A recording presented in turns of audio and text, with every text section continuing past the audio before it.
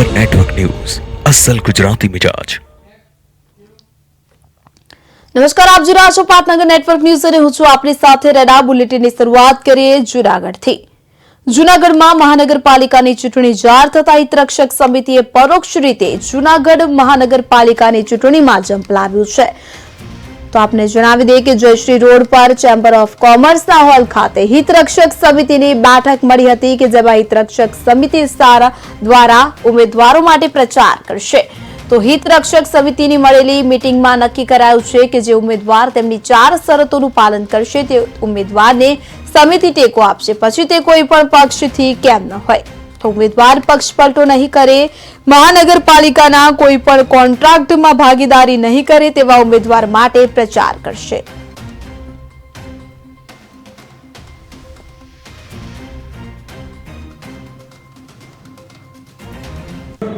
મહાનગરપાલિકા જૂનાગઢની ચૂંટણીના પડઘમ વાગી ચૂક્યા છે। આવનારી 16 તારીખે 16મી ફેબ્રુઆરીએ જ્યારે જૂનાગઢની ચૂંટણીનું મતદાન છે ત્યારે આપણી સાથે હિતરક્ષક સમિતિ જોડાયેલી છે। હિતરક્ષક સમિતિમાં હાલ આપણી સાથે જોડાયા છે ધીરુભાઈની સાથે પહેલા વાત કરીએ। ધીરુભાઈ, ખાસ કરી જૂનાગઢની મૂળભૂત સમસ્યાઓ શું કહી શકાય? જૂનાગઢની મૂળભૂત સમસ્યાઓ તો અસંખ્ય છે, પણ અત્યારે તમે રોડ ઉપર નીકળો તો ઠેર ઠેર રસ્તા આખું જૂનાગઢ ખોદાયેલું છે।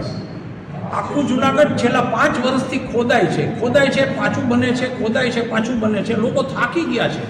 મૂળભૂત સમસ્યા ઇલીગલ બાંધકામની છે, કાળવાના વોકડા ઉપર બનેલા બાંધકામોની છે। આ બધા પ્રશ્નો હલ નથી થતા અને ચૂંટણી આવી છે। મારે તો જૂનાગઢની પ્રજાને અપીલ કરવી છે કે તમે હવે તમારો ઉમેદવાર એવો ચૂંટો કે જે તમારા આ પ્રશ્નો હલ કરી શકે। ધીરુભાઈ, ખાસ કરીને કહી શકાય કે જે રીતે પૂરની પરિસ્થિતિ હતી ક્યાંક ને ક્યાંક પ્રજા છે મૌન રહે છે એટલે આ પરિસ્થિતિ બને છે। હા, કાળવાના વોકડા ઉપર છેલ્લા 20-25 વર્ષથી જે બાંધકામો થયા છે, એટલે કે કાળવાના વોકડાનું પાણી અટકી ગયું છે, કાળવાના વોકડાનું વેણ અટક્યું છે અને એ વેણ કાળવાના વોકડાથી છલીને જૂનાગઢ આખામાં પૂર આવ્યું હતું। છેલ્લા 100 વર્ષના ઇતિહાસમાં જૂનાગઢમાં પૂર આવ્યો એનો બનાવ હતો। એ પૂર આવ્યું, એ શું કામ આવ્યું એનું મનોમંથન થયું। હિતરક્ષક સમિતિએ છે મુખ્યમંત્રી સુધી રજૂઆત કરી અને કીધું કે કાળવાના વોકડાના ઇલીગલ બાંધકામો દૂર કરો। ન કર્યા, અમારે હાઈકોર્ટમાં જવું પડ્યું, હાઈકોર્ટે આખરે હુકમ કર્યો, ત્યારે હવે આ ઇલીગલ બાંધકામો દૂર કરવા માટેની કામગીરી શરૂ થઈ રહી છે। ચોક્કસથી કહી શકાય કે સમિતિઓ બને છે, હાઈકોર્ટના દ્વાર ખખડાવવામાં આવે છે। આપણી સાથે વરિષ્ઠ ધારાશાસ્ત્રી જોડાયા છે, સીધા જ એમની સાથે વાત કરીશું। કિરીટભાઈ, જે રીતે વાત કરવામાં આવે ક્યાંક ને ક્યાંક જોવા જઈએ તો જૂનાગઢની નિર્માલ્ય જે પ્રજા કહી શકાય, કારણ કે નિર્માલ્ય એટલા માટે કહેવું પડે છે કે વારંવાર પ્રશ્નો ઉદ્ભવે છે, વારંવાર રજૂઆતો થાય છે, છતાં પણ કોઈ યોગ્ય ઉકેલ નથી આવતો। શું કહેશો?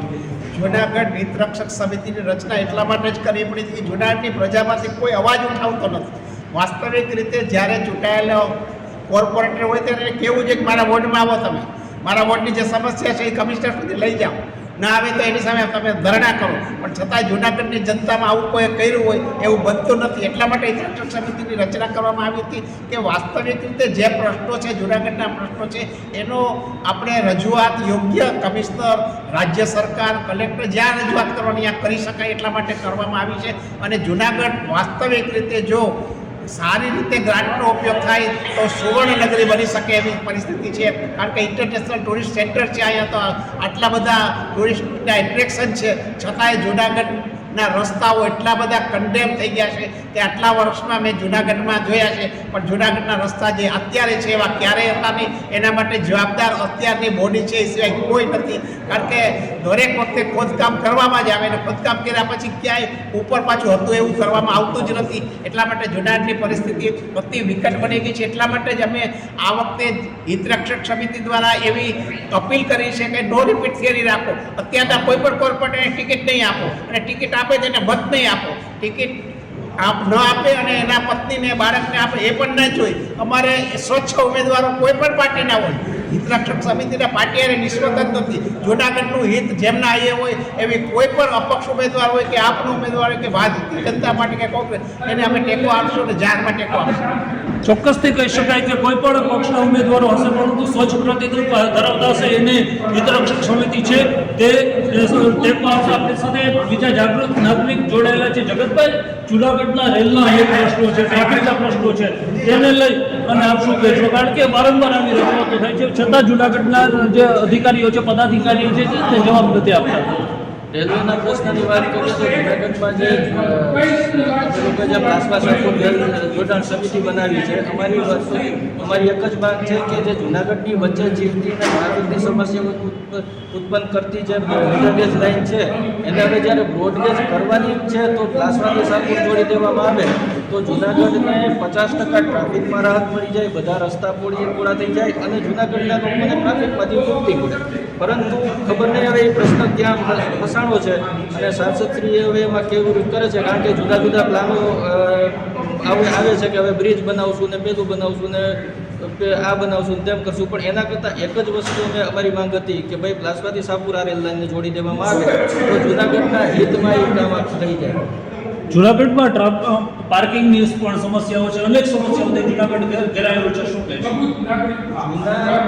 જૂનાગઢમાં સાંકડા રસ્તા હોવાને કારણે ત્યાં પાર્કિંગની અવ્યવસ્થા છે.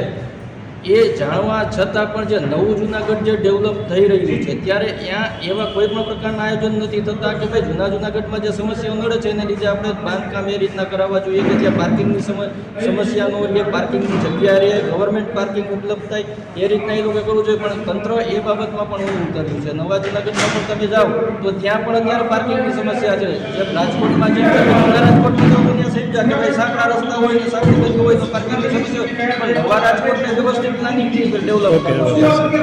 આગામી દિવસોમાં કેવા ઉમેદવારને તમે મેયર તરીકે જોવા ઈચ્છો છો?